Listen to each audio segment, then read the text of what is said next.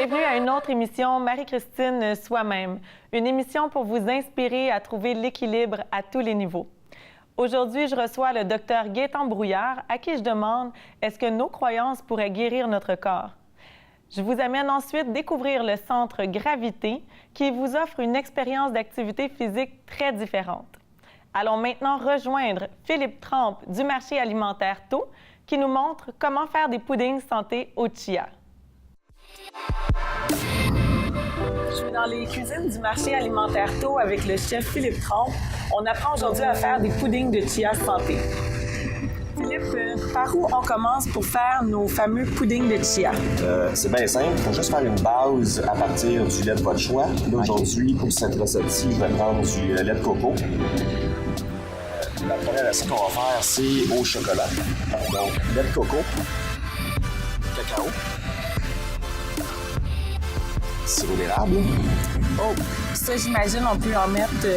C'est vraiment au choix, exactement. Ouais. Donc, l'important, c'est juste de respecter les quantités de liquide versus les quantités de graines de chia pour être capable d'avoir une bonne texture.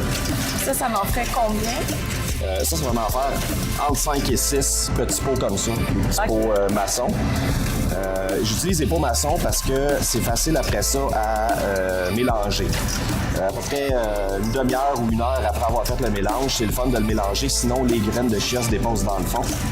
En faisant ça, on s'assure d'avoir une texture uniforme à travers tout le poulet.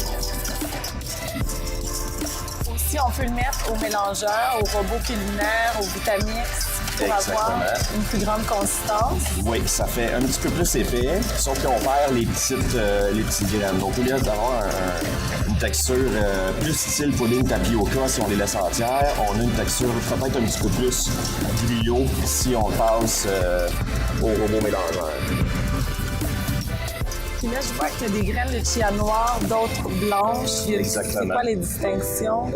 Pour ce qui est des valeurs nutritives, il n'y a pas de différence. C'est vraiment juste au look. Là, étant donné que le mélange que j'ai est un petit peu plus foncé, ben, j'ai décidé d'utiliser les noirs, mais j'aurais tout décidé d'utiliser les blanches. OK.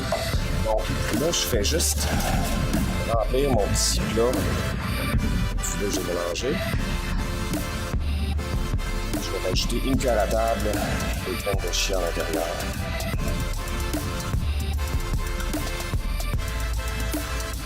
C'est bien, c'est simple jusqu'à date. Hein? C'est super facile. Puis là, ça, c'est la version chocolat. OK. Mais on a d'autres versions aussi qu'on va pouvoir faire. Voilà, et on met ça au frigo. Dans une demi-heure à peu près, on la prend. On brasse juste pour bien mélanger les graines. Génial, c'est vraiment simple, on aime ça. Oui, absolument. Ça, tu recommandes de le faire toujours le soir? Oui. De laisser...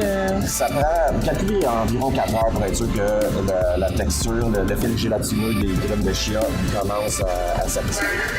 Après 4 heures, c'est bon, mais on peut préparer ça la veille ou le lendemain matin. C'est super intéressant. On peut faire aussi une version citron. Puis on pourrait rajouter des protéines. Par exemple, oui, la poudre de protéines. La poudre de protéines, absolument, si vous voulez un déjeuner complet. Parce que là, avec ça, vous avez un petit peu de protéines quand même. Pour chaque cuillère à soupe comme ça de graines de chia, vous avez 2 grammes de protéines. Là, moi, j'ai utilisé du lait de coco tantôt et du lait de riz là. Mais si on prend du lait de vache ou du lait de chèvre, c'est sûr qu'il y a pas de protéines. Mais on peut aussi rajouter de la poudre de protéines, ça va super bien dans l'air.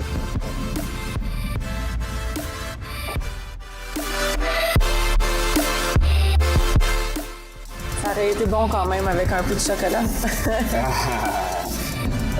Ça, c'est citron? Oui. Un citron pressé. Dans du lait de riz.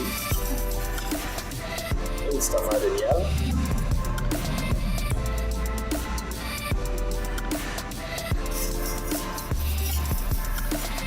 Celui-là, ça donne vraiment un petit goût tarte au citron. Donc, autant qu'on peut l'utiliser en dessert, ça peut être une bonne collation santé aussi. Tout à fait. Puis, effectivement, en jouant avec le sucre, on peut utiliser du stevia ou un autre succédané de sucre, ça fonctionne très bien. Les graines de chia sont une excellente source de fibres. de protéines, d'oméga 3. Là, vous avez tous les oméga 3 que vous avez besoin pour la journée.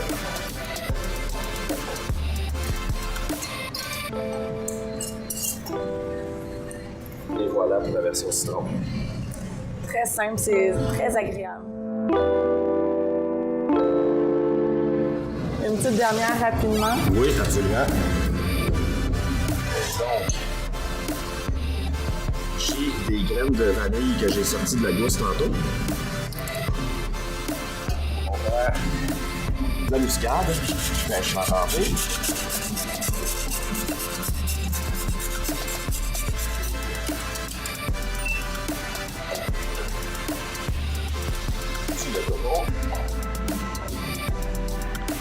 On va vous donner les quantités là, pour qu'on puisse avoir les bonnes proportions.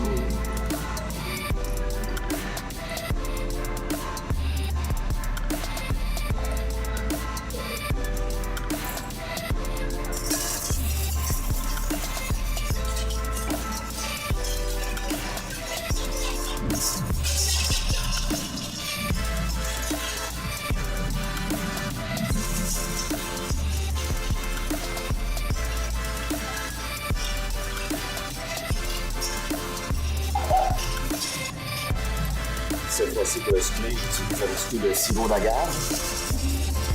Le sirop d'agave, utilisez-en un petit peu moins, c'est très très sucré. Donc c'est intéressant. Je suis de plus avec un petit peu moins de sucre. Et voilà, vanille et muscade.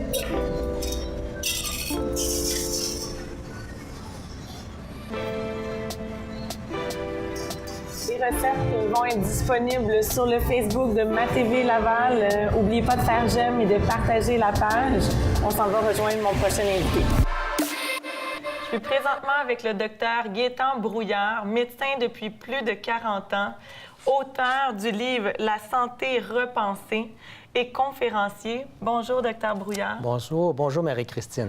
Aujourd'hui, on parle de stress, entre autres. Oui. Comment le stress a un impact sur la santé, sur l'organisme? Oui, c'est bien parce qu'on parle du stress depuis longtemps. Hein? Docteur Cellier, Anne Cellier, qui était médecin de réputation internationale en 1956, déjà nous avait introduit au mot stress. Ça vient d'ici, hein, du Canada, finalement, le mot stress. Et c'est un phénomène omniprésent dans les sociétés en général, surtout les sociétés développées. Et actuellement, on réalise que le stress est un tueur silencieux, on peut dire le tueur numéro 1, c'est-à-dire qu'il est à la remorque de la plupart de nos maladies chroniques actuellement. Hein, des maladies de cœur chez la femme, par exemple, on sait que la femme est rendue qu'elle a plus de maladies de cœur que l'homme. Et on essaie de s'expliquer pourquoi le stress peut être une cause de ça. Le diabète, l'arthrite et même les cancers, probablement. Donc, c'est quelque chose. Qu'est-ce que c'est le stress en somme? On dit, c'est quelque chose entre les deux oreilles, tu n'as pas à te préoccuper de ça. Non, on sait maintenant que le stress produit à peu près 1400 réactions biochimiques dans le corps.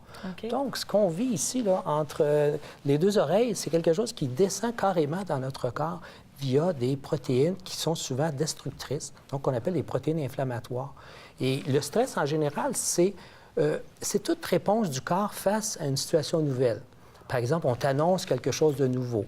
On annonce qu'il va y avoir un crash demain, tout ça. Donc, les gens vivent... C'est ça le malheur actuellement, c'est qu'on vit du stress constamment. L'animal vit du stress aussi. L'animal dans la jungle, par exemple, c'est le plus bel exemple. Le lion qui court après le sanglier, et là, le sanglier se met à courir. Hein? Ou bien donc, il réussit à se sauver, ou bien donc, s'il est assez gros, il peut peut-être combattre, ou il peut figer. C'est les trois actions qu'on fait en général lorsqu'il y a un stress. Mais l'être humain, quand on vit du stress, on ne court pas, on ne combat pas non plus et on fige. C'est là le problème. Lorsqu'on fige, tout notre système d'adrénaline et de cortisol fait un effet destructeur chez soi. Puis comme on vit du stress à peu près 24 heures par jour, parce que souvent on dort stressé, parce qu'on souffre d'insomnie, c'est souvent une cause du stress et de l'insomnie. Donc on est toujours stressé. Donc c'est très important de commencer à gérer notre stress. Puis le stress, c'est pas juste aussi aux côtés des maladies, mais c'est aussi la prise de poids, c'est des... Ça a un impact sur beaucoup de facteurs psychologiques aussi. Oui, l'obésité, un des facteurs principaux aussi d'obésité, c'est aussi le stress. Ça nous fait plus manger. Le stress change notre biochimie aussi.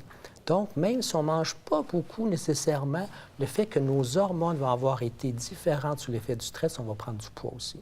Et on va prendre peut-être avoir du diabète également. Et dans vos ouvrages, vous parlez aussi d'effet placebo, effet nocebo. Oui. On connaît un peu l'effet placebo, mais l'effet nocebo, c'est quoi? OK. Fait que l'effet placebo, ça vient du mot plaire, hein, finalement. On connaît, par exemple, la pilule de sucre. Par exemple, là, si tu as un mal de tête actuellement, puis tu es habitué à prendre une Advil de couleur rouge, telle grosseur, et ça te soulage à chaque fois que tu prends ça. Puis là, actuellement, tu as un mal de tête, tu n'en as pas, puis moi, j'en ai une dans ma poche. J'ai une belle petite pilule de sucre qui est exactement comme ton Advil, je vais te la donner. Et ça va donner les mêmes effets. Dans 40 des cas, ton mal de tête va disparaître. Juste par le psychologique. Le psychologique. Donc, l'imitation d'un produit, même si le produit actif n'est pas dedans, le fait qu'il est imité va créer des réactions psychiques et physiques dans le corps. À l'opposé de ça, mais c'est un effet important, l'effet placebo. Puis à l'opposé de ça, tu as l'effet nocebo. Nocebo, ça veut dire nuire. Et là, on se ramasse dans des processus qui sont carrément à l'inverse, mais qui sont aussi destructeurs. Par exemple, on sait que les fils, par exemple, à haute tension, pourraient créer des proportions au niveau maladif chez les gens. Fait que je peux amener une vingtaine de personnes en dessous d'un gros pylône électrique puis leur dire comment ils se sentent. Là, il y en a un qui va me dire « Je commence à avoir mal à la tête, j'ai les idées brouillées, ma vue a descendu, etc. » Puis finalement, le pylône n'est même pas branché. Il n'y a pas d'électricité dedans. Mais les gens, par le fait qu'ils savent qu'il y a de l'électricité à haut voltage, qu'ils pensent qu'ils commencent à ressentir. Donc, c'est l'effet nocebo. Et l'effet nocebo, c'est très destructeur parce que si le médecin vous dit qu'il vous reste 3 mois à vivre, il y a des chances qu'il vous reste que 3 mois à vivre. Parce que vous allez comme embarquer dans ce processus de fataliste, si on veut, et les chances de guérison sont diminuées pour autant. Puis, est-ce que nos croyances pourraient nous guérir? Ah oui, tout à fait. Ça rentre dans le même phénomène, nos croyances, effectivement. On dit la foi qui transporte les montagnes, hein? Et c'est une réalité. C'est une réalité biochimique, donc les croyances. Quand j'ai commencé mon cours, ma formation en médecine, ma première année, moi, j'étais urgentologue à l'hôpital, et je reçois un matin une petite fille avec sa maman, une petite fille de 13 ans. Et je regarde, elles arrivent de Gaspé. Je pose la question... Vous venez de Gaspé, pourquoi de si loin, 9 heures de route pour venir me voir? Ah bien, elle dit, nous, c'est important de rencontrer un médecin de tel hôpital parce qu'on sait que vous avez vraiment une grande expertise dans les douleurs. Fait que là, j'examine la patiente, la jeune fille, et je m'apprête à lui prescrire et faire des recommandations. Puis avant, je lui demande, mais qu'est-ce qu'on vous a prescrit? Bien, elle dit telle pilule, puis elle me montre avec le nom du médecin. Mais elle me dit, vous savez, en campagne, les médecins, ça vaut ce que ça vaut. Okay. Ça, oui. Fait que je regarde le nom du médecin, je me dis, hey, c'est mon confrère. Puis il était premier de classe. C'était un des meilleurs médecins dans le groupe.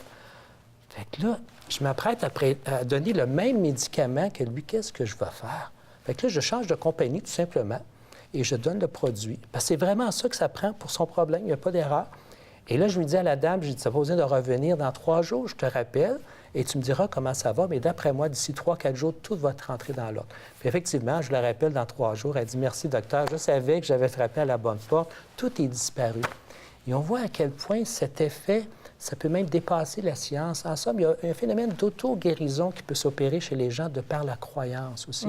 Donc, c'est important d'avoir confiance au thérapeute et que le thérapeute ou le médecin ait justement ce côté de partenariat avec son patient pour créer justement une équipe gagnante. Ah oui, c'est vraiment intéressant. Puis vous enseignez aussi la méditation et la pensée positive, mais à des jeunes enfants aussi. Oui. Ça, je trouvais ça fascinant. Oui, et je pense que c'est quelque chose qu'on devrait mettre dans toutes les écoles. Moi, je suis ouvert à ça. Là. Pour quelle raison? Parce que les jeunes, bon, c'est les gens de demain, hein? C'est notre population de demain qui vont prendre notre relève. Et les jeunes, aujourd'hui, sont tellement amenés dans toutes sortes de tourbillons avec les ordinateurs qui prennent beaucoup de place aussi. Et donc, les jeunes n'ont plus le temps de s'asseoir tranquillement, s'intérioriser et commencer à réfléchir par eux-mêmes. Dès qu'ils ont un moment de libre, souvent, là, sont au petit jeu. J'avais fait, il y a quelques années, les Persévérants à Radio-Canada aussi. Puis on s'est aperçu que, justement, les jeunes décrocheurs décrochaient, quasiment 30 d'une classe décrochait par le fait qu'ils étaient trop stressés. Il n'y avait pas de temps de préoccupation par rapport à eux, s'intérioriser. Ils pouvaient passer des heures et des heures, 8 heures par jour sur un petit écran. Et donc, la méditation est pour moi un temps de repos, parce que c'est tous des cycles hein, dans la vie. On est actif, mais il faut aussi, à un moment donné, se calmer, prendre un temps pour ça. Et les résultats scolaires, les résultats scolaires vont être pour autant positifs aussi, les relations familiales aussi. Puis, est-ce que c'est possible d'essayer une petite méditation? Ah, Pouvez-vous nous montrer un petit peu un avant-goût? Avec plaisir. OK. Fait que je vais faire une méditation assez spéciale aujourd'hui parce qu'on va avoir, avec l'effet méditatif, des résultats vraiment physiques et on va travailler sur les glandes. OK. Donc, le pouvoir de ce que j'appellerais de l'imagination. Fait que dans un premier temps, on fait simplement s'asseoir, puis on peut s'imaginer qu'on s'assoit dans la lumière bleue. OK. Je ferme mes yeux? Oui, OK. Fait que tu vas le faire, je vais te le montrer. Fait que tu fermes les yeux et tu t'assois dans la lumière bleue et tu vas respirer lentement, profondément, pendant que tu inspires le moment présent pendant à peu près 5 secondes et tu expires la tranquillité. Donc, tu inspires le moment présent et tu expires la tranquillité. C'est la cohérence cardiaque. En plein ça. En général, pour 5 secondes d'inspiration, on expire pour 5 secondes également. Puis souvent, au bout de 2 minutes, on va arriver en cohérence cardiaque. Mais tu vois, déjà, l'exercice de cohérence cardiaque, je l'ai mis avec une technique d'imagination aussi et de couleur. La couleur fait des effets aussi. Et on va aller plus loin. Donc, ça devient le préambule. Et après, on va faire un travail de triangle au niveau de nos glandes. Il y a 3 glandes principales. La glande pinéale qui est ici au milieu. Après ça, la glande hypophysaire qui est ici en avant. Et une autre glande importante que j'appelle le cœur. Le cœur, c'est une glande, c'est pas juste une pompe comme on pense. Actuellement, on a découvert énormément de cellules neurales, de cellules de système nerveux dans le cœur. Donc, le cœur est interconnecté. Donc, on fait un triangle entre la glande pinéale, hypophyse et le cœur. Et juste, je peux montrer une petite photo. Oui. On pourra voir. Puis, si les gens veulent plus d'informations aussi pour vous suivre et avoir plus de documentation sur ça, ils peuvent aller sur un site Internet? Oui, ils peuvent aller voir Dr Brouillard ou la Clinique Vie également. Ou participer à vos conférences aussi? Absolument. Oui, il va y avoir des conférences prochainement encore. Il y a un deuxième livre qui s'en vient sur les douleurs aussi. Comment gérer les douleurs avec une approche différente de ce qu'on a toujours fait. Mais merci beaucoup d'avoir pris de votre plaisir. temps. C'était vraiment ça fait intéressant. Plaisir. Bonne journée, Marie-Christine. Je suis présentement avec Ronald Laramé, développeur immobilier spécialisé dans l'industrie médicale, mais également propriétaire, nouvellement cofondateur de Gravité, le centre d'entraînement. Ronald, bonjour. Bonjour. Vous avez décidé aujourd'hui de prendre l'opportunité de concilier votre côté entrepreneurial, mais aussi votre passion pour le sport, le plaisir pour le sport. Comment? Racontez-nous. Écoutez, je vais faire une histoire courte d'une longue histoire. Nous, on a un projet en marche depuis 2 ans sur la 440 à Laval, entre Curie-Labelle et la 13 du côté sud. On avait une vision, une passion pour le développement d'un gros complexe médical où on pouvait avoir tout regroupé sur le même toit. Et ça s'appelle Carrefour Santé 440. À l'intérieur de Carrefour Santé 440, on a le Centre de médecine sportive de Laval, qui est le plus gros centre de médecine sportive au Canada. Et là, on a joint ça des médecins, de la radiologie, un paquet de choses. Et on voulait avoir un centre d'entraînement qui se distingue de la plupart des autres centres d'entraînement, des gyms de masse qu'on retrouve un peu partout à Laval et à Montréal. Alors, on a développé, à l'aide d'une associée qui s'appelle Marie Zallard, kinésiologue, le centre d'entraînement Gravité, qui est un centre d'entraînement privé, spécialisé et personnalisé, et qui vient joindre le Carrefour Santé 440 en donnant une offre de service assez unique à ses membres, parce que notre offre de service, c'est plus la prise en charge et l'évaluation que des gens vont s'entraîner libre à eux dans des centres communément appelés les gyms. Là, Puis aussi, c'est sans impact aussi pour le corps. Bien, ça, c'est au niveau de l'eau. On est allé chercher en Europe il y a quelques mois. On a un bassin, on a une piscine à l'intérieur de notre centre d'entraînement Gravité. On voulait avoir un modèle d'affaires assez unique aussi au niveau du bassin. Alors, les cours d'aquatique que les gens offrent ici, c'est des cours de natation pour les enfants ou c'est des cours de fitness aquatique, mais tu as un boudin puis tu bouges un peu dans l'eau. C'est fait à peu près n'importe comment, là, parce qu'on a suivi ces cours-là un peu partout avant d'aller chercher le modèle d'affaires en Europe. Et là, on s'est aperçu qu'en France, il y a un monsieur, Serge Palissé, qui a fondé Waterform, qui n'est pas encore en Amérique, donc pas au Québec, évidemment. On est les premiers au Québec, en Amérique, à importer ce produit-là. On est allé chercher la technologie, on a emmené ces gens-là se former nos coachs et on offre maintenant des cours de Waterform, des cours d'aquafitness. Ça part de l'aquaboxing, l'aquacycling, l'aquatrampoline, l'aquafitness, mais c'est avec des vélos dans l'eau, c'est avec des trampolines dans l'eau, c'est avec des tapis roulants dans l'eau. C'est tellement le fun. C'est avec des équipements faits sur mesure par ces gens-là. Puis en France, il y a 1000 gyms qui font ça, là, des centres d'entraînement dans l'eau, qui ont suivi la formation. Puis nous, on importe ça ici. Alors, on est déjà en opération. On invite les gens, on a des essais gratuits à venir essayer ça. C'est assez intéressant. Et je dirais même qu'on a des témoignages très éloquents de madame qui avait de la misère un peu à faire de l'entraînement, à monter des marches, entre autres. Puis quand tu t'entraînes dans l'eau, en apesanteur, tu pèses le tiers de ton poids. Alors, tu peux bouger pas mal plus facilement, puis tu découvres que c'est plus entraînant, c'est plus motivant et c'est plus facile aussi. Donc, l'entraînement en milieu aquatique, là, c'est un volet qu'on veut pousser beaucoup. On a quatre plateaux d'entraînement, dont la piscine avec le Waterform.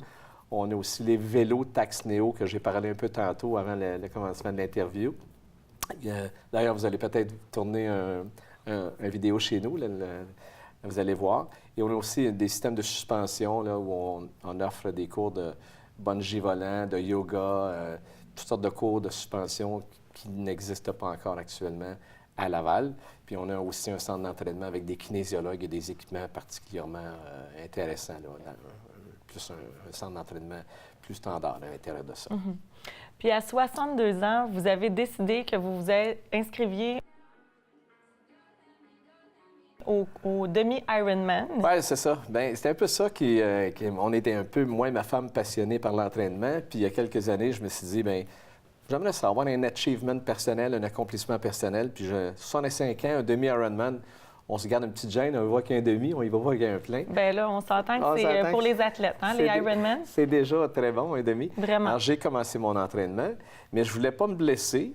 Je voulais pas non plus trouver ça, tu sais, t'entraîner sur un tapis roulant ou faire du vélo, du spinning, c'est pénible, c'est aride, c'est pas le fun.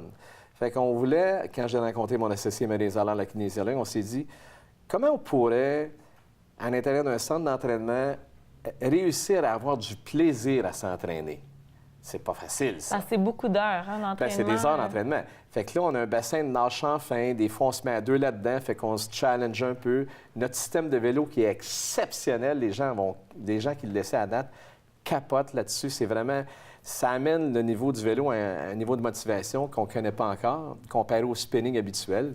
Parce que quand tu fais du spinning chez vous tout seul ou tu t'en vas sur la route, c'est agréable, mais tu viens dans la salle de vélo, c'est dans un environnement, premièrement, extrêmement intéressant. L'air est contrôlé. On a des ventilateurs au-dessus de chaque vélo. Tu es dans un écran.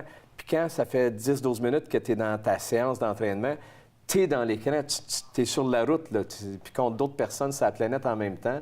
C'est assez spécial à vivre et c'est dynamisant et c'est entraînant. Alors, moi, je me suis dit, j'aimerais avoir un centre d'entraînement qui pourrait, où j'irais demain matin m'entraîner. J'aimerais ça qu'on me prenne en charge, j'aimerais ça qu'on m'évalue, puis ça se fait pas vraiment, ce genre d'évaluation-là, actuellement dans le marché. Alors, nous, on a formé des gens qui sont des kinésiologues, dont une qui a une maîtrise en kinésiologie. Ces gens-là sont formés pour faire des évaluations sportives à un niveau professionnel, 1h30. D'où l'importance de notre modèle d'affaires de l'évaluation, parce que si tu sais bien d'où ton membre part, tu peux l'amener où il veut aller en optimisant le temps, l'énergie et les sous qu'il va mettre à l'entraînement, parce que tu sais vraiment toutes les restrictions qu'il a. 1h30 d'évaluation, c'est beaucoup de questions, il y a beaucoup de réponses, mais ça indique vraiment au kinésiologue là, l'état du sujet pour l'aider. Qu'est-ce que je vais mettre dans son panier pour l'aider à atteindre son objectif? Donc, nous, c'est évaluation. Donnez-nous votre objectif, on vous prend en charge, puis vous allez l'atteindre avec beaucoup, sans blessure en partant, parce qu'on évalue les restrictions aussi à cause des blessures, des antécédents d'accidents, ces choses-là. Alors, le niveau d'évaluation est élément clé dans notre modèle d'affaires et la prise en charge. c'est ça qui est principalement notre modèle d'affaires. Même pour des athlètes qui veulent se préparer pour les Jeux olympiques, ça va être un centre, je pense, qui va être on peut aller intéressant. jusque-là. On a des entraîneurs spécialistes qualifiés. On a des entraîneurs qui peuvent se joindre à nous, qui entraînent déjà des athlètes de très haut niveau. Alors, on a les équipements pour le faire, puis on a les ressources humaines pour le faire aussi. Alors, d'ailleurs, mon associé fait les Jeux du Canada au niveau de la gymnastique à l'âge de 16 ans. Fait que c'est une entraîneur de haut niveau au niveau de la gymnastique. Elle a déjà elle-même fait les Jeux du Québec. Alors, on a l'expertise qu'il faut pour ça. Et si les gens veulent essayer, c'est quoi la page Facebook ou l'adresse? Gravite.ca. Donc, www.gravite.ca. Le site Web comprend des vidéos sur le waterform, les jeux d'aquatique, l'entraînement en l'eau. Et aussi, également, on va mettre bientôt des essais gratuits pour le système de vélo virtuel. Tax Neo Zwift. Le Zwift, c'est le logiciel qui gère tout ça. Et j'invite tous les gens à venir essayer ça. C'est assez formidable. Merci beaucoup d'avoir accepté mon invitation. Je vous souhaite un bon succès pour votre entreprise et j'espère que plusieurs personnes de Laval vont venir essayer votre centre. Merci beaucoup de votre invitation. Je suis présentement avec Nathalie Gladu et puis Julie Marseille derrière qui nous fait une petite démo de l'école ENK Danse. Alors, quelle sorte de danse on peut faire à ton école? On a du ballet jazz, on a du ballet, on a aussi tous les cours de fitness comme le Zumba, on a aussi un cardio autour du monde, on a le hip-hop. Donc, on a une variété de cours là, ouverts à tous là, dans notre école. Qu'est-ce que ça travaille, les cours de danse? Les gens, ils veulent se transformer leur corps.